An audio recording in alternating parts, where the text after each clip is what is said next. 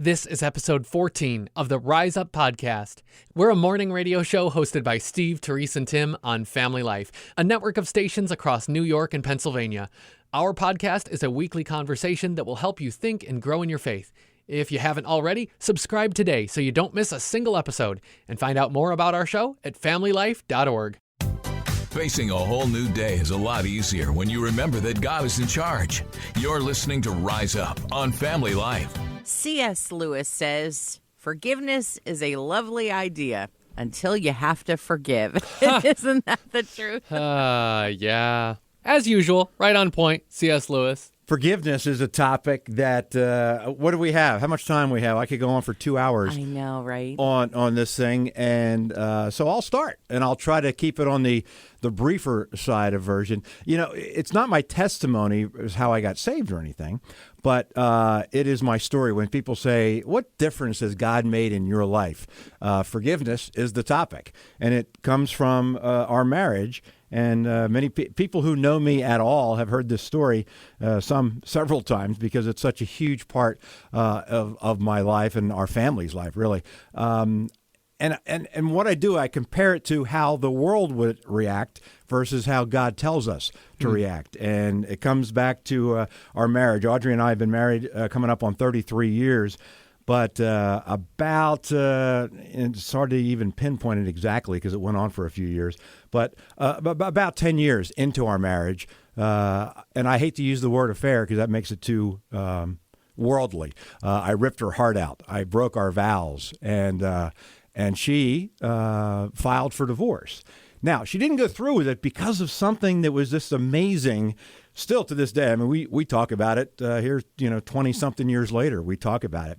Again, she had filed for divorce, but she had a vision or a dream, whatever, but God gave her something, and she had godly wisdom, godly counsel from pastors, from people who knew the Lord well and said, get out of that marriage. And so it was from good counsel, and she had every right to. And I would agree with that as another person looking in on it. It's like, certainly you could divorce. She had this vision that God gave her. Our son, who was about 5 or 6 at the time, was outside in our front yard and getting beat up by a bully. Just this huge bully was beating him up. And she went outside and chased off the bully. And that was the vision or dream she had. And afterwards, God said, it was just so clear to her. She said, God said, are you mad at your son? And she goes, no, of course I'm not mad at my son. He was getting beat up by a bully. And he goes, that's exactly how I want you to treat your husband during this situation. Don't be mad at him. Be mad at the bully beating him up. And from that point on, she forgave me. She acted in forgiveness. She changed her whole attitude instead of being, and we were defensive at each other. I was defensive. She was argumentative. That went on, obviously. And then she acted in forgiveness and love, the way God tells us to do it. Love your enemy. And I was the enemy at the time, believe me, and I understand that. And so that changed my heart. And so fast forward, now to 2022. We've been married 33 years. We don't forget that situation. We instead of saying, oh, I wish it hadn't happened, and certainly neither of us wish it had happened, but we focus on, when we're right, we focus on look what God's done. Look what God's done. There's been so many instances in our life. Our adult children, we have great relationships with our adult children. We kept the communication lines open through the entire situation when age appropriate, for each time, because they were 5, 6, 7 years old at the time. And forgiveness has changed my life. I know when I tell that story, every time there's going to be women especially that go like, you did what? And at first that bothered me. It's like, oh no, what are people going to think of me? Until God made it very clear to me. And it's like, the way I look at it, if one person can hear this story of forgiveness and what difference it can make in your life, it doesn't matter what other people think. As long as I'm right with God, as long as I'm right with my wife, as long as I'm right with my kids, really nothing else matters to me. It really doesn't because of that situation. I don't care what people think of me. I want to be right with God, and everything else falls in place. You tell such a great account of Audrey forgiving you. Was there a process of you forgiving you? Oh, certainly. Yeah. When I would focus on I wish I hadn't done that. Oh, I'm such an idiot. Oh, I made such bad choices. And all that is true. But when I focused on that, it didn't help the process of healing. Wow. I had to forgive myself to say, look, God is bigger than my mistake. God has forgiven me. And so, okay, I move on. So that's a great question, Terese, because when I focused on the, oh no, look what I did, it was bad. But when I focused on look what God has done and look what he's doing in the process, it's helped my healing even today. You know, I'm a fan of the book Forgiving What You Can't Forget from Lisa TerKeurst. And one of the ways that she describes forgiveness is like a weapon. And you say, well, if there is a weapon, there has to be a battle. So what is the battle against? And she says the battle is for freedom. And that idea that you're free from, if it's the case of forgiving yourself, you're free from the guilt, you're free from the shame. If it's a battle of forgiving somebody else, you're free from all that anger and all that hard feeling and all of that negativity, the bitterness, the root of bitterness that begins to set in your life that makes you bitter, not just against the person who you need to forgive, but against like the whole world. Have you ever met somebody who just seems like they're in a bad mood for 40 years? You know, it probably goes back to something that they need to forgive and they just haven't. And that's not how God wants us to live. I mean, if you know Jesus, you know that he wants you to live in love and joy and peace, patience, kindness, all of the fruits of the Spirit. And you can't do that if you're holding on to bitterness, if you're not forgiving people. The idea of weapon and freedom, those two words are really interesting because forgiveness, when you think about a weapon, it's an active thing. And forgiveness is an active choice. It's not a passive acceptance that what the other person or what I did was actually okay and we can smooth it over now. Not at all. When there's something to forgive, it's acknowledging what is right and what should have been right but wasn't, and now we can move forward knowing what the right thing is. It's an active choice, kind of like a weapon is an active thing versus a shield, which is a defensive thing. And speaking of active, you know, we're supposed to go about our day, whether it's at work or wherever, and proclaim Jesus as Lord. You know, whatever that looks like to you, and doing that.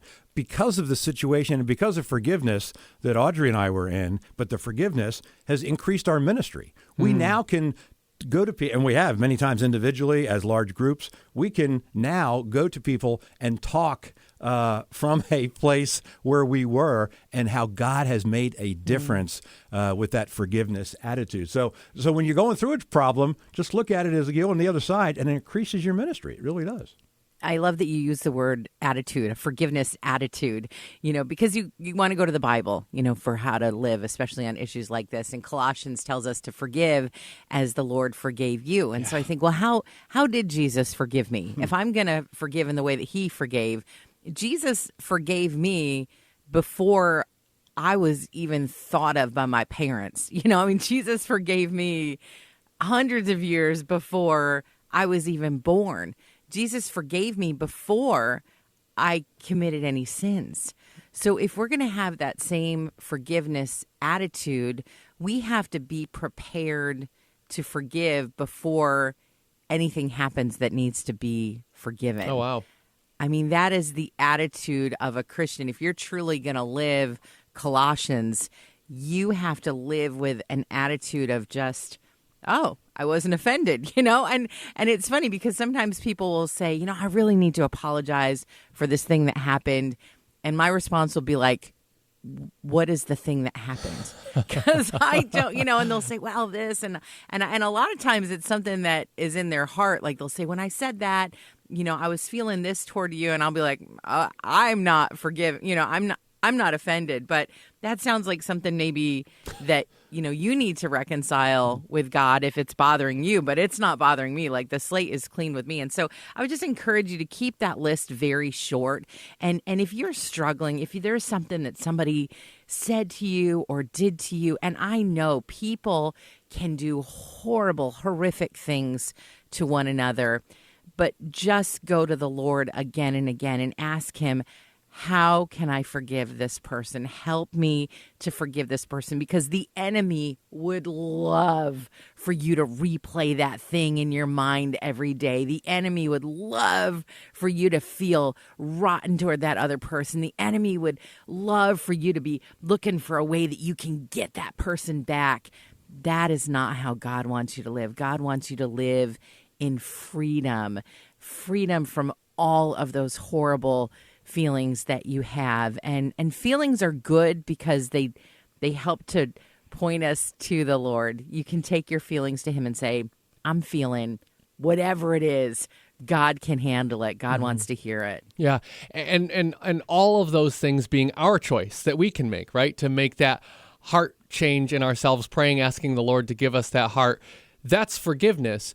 It's a different thing than reconciliation, because you can choose to forgive. Really, as much easier as it is to say than it is to do, anything can be forgiven on our side. Reconciliation can only happen when both sides recognize what happened in the situation, and there can be a full and complete healing of the relationship. That part isn't always possible this side of heaven. The other person may not have the Holy Spirit to lead them to a place of accepting your forgiveness. They may always remain bitter. They may never decide to see the light the way you have. They may never come out of that cell, that prison of bitterness and resentment that you've chosen to in that relationship. We can always forgive, but reconciliation has to happen on both sides. It's like Romans says, chapter 12, verse 18, if possible, Paul says, if possible, so far as it depends on you,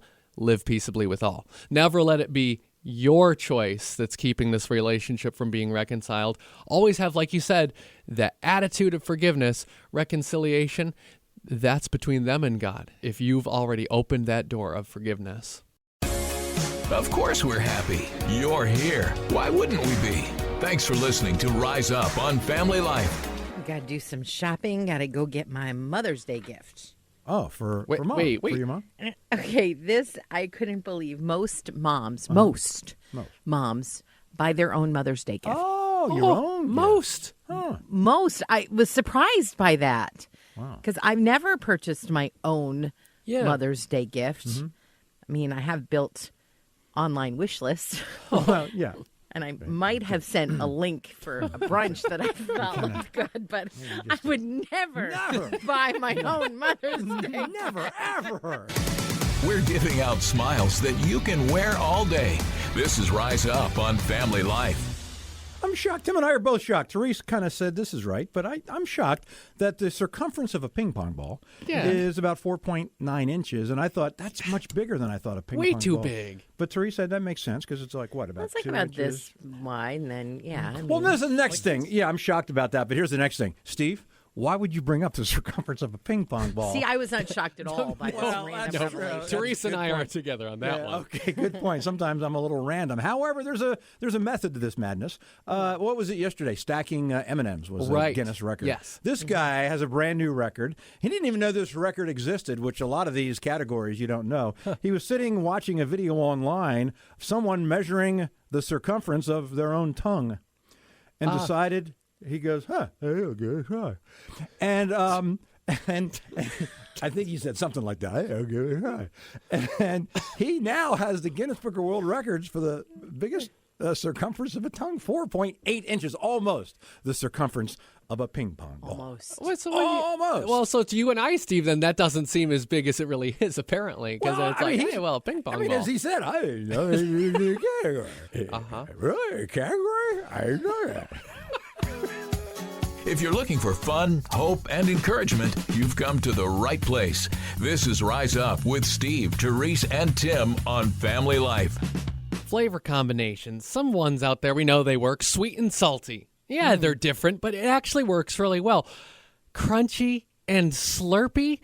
Would anyone would you do this? Oh, apparently they do it in the South. They put peanuts in your cola. Like in the bottle, you what? yes, heard in of that. I in have heard pour of them that. in. Yeah. You drink the soda pop, and at the end, you just eat the peanuts at the end. I guess. I mean, it makes some sense. It is sweet and salty, but then there's that whole okay, but it's a beverage. and it's a snack thing. They say that it started for a good reason. They say it was because, workers, they did dirty hands in the middle of the day, didn't want to reach into the bag of peanuts and then also be drinking their soda pops, so they just pour them right in. Together. Right. You see, I'm thinking how that could work maybe on a road trip. That makes sense. You got your hands free. Maybe next time you get a cola at the drive-thru, they say, do you want fries with that? You know what? Just go ahead. Just put them right in there for me, actually. Save me some time. Coffee? Check. Music? Check. Fun and encouragement? Check and check. It's Rise Up with Steve, Terese, and Tim on Family Life. One of the things we learned could be a fun thing to do today is call somebody and then just tell them you're too busy to talk and hang up. That could be a fun. I mean, should we? Not nice, should we really? He'll know something's up when he sees. I know, right? But that's okay. So we are calling our boss right now. Let's see if this works. Hello. Hey, it's Steve, Terese, and Tim. Rise up on Family Dave, Life. how are you? Hold on. We're too busy. We can't talk right now. Yeah, sorry. Okay. You're right. That is fun. It is fun. It's fun to do. Yeah. One of our things to do today. Call up someone and tell them you're too busy to talk. It's a lot of fun. You try it. I thought you were calling about my vehicle's factory warranty. No, we're calling them next. Oh, good. Okay. Starting your day with fun and encouragement. This is Rise Up on Family Life. What great memories. Terese, you have memories, don't you? Bringing your kids to work. I know I did. Oh, so fun. They loved coming with Mom to the radio station for the day. Yeah. It really is a lot of fun. And Tim, someday, soon, hopefully, little Aurora will you'll bring little Aurora to work on Take Your Kid to Work Day. Yeah. And that's today. I wonder if other folks have memories of Take Your Kids to. Can we go to the. Let's go to the time phone. See if anybody time phone. George Washington speaking. Catch you at a bad time? Well, our school district scheduled Take Your Child to Work Day the same morning as our crossing of the Delaware, so we've got a lot on our hands, which we will be keeping to ourselves and inside the boat at all times. Correct, children? All right, let's try for another one. This is Benjamin Franklin. What are you up to for Take Your Kid to Work Day? Mischief as usual. The boy and I decided to take a break and go fly his favorite kite. Oh, we better get a move on, though. Some weather is rolling in. Let us know how that goes. We have time for one more. This is Eve. Hey, so how are you and Adam celebrating Take Your Kid to Work Day? Hey, hang on. Adam, they're asking about Take Your Kid to Work Day. Do you know what a work is? What's a kid? Sorry, haven't heard of it. Oh, we know what days are, though. Oh, good. Don't talk to any strange snakes, okay? Okay. Thanks for calling, guys.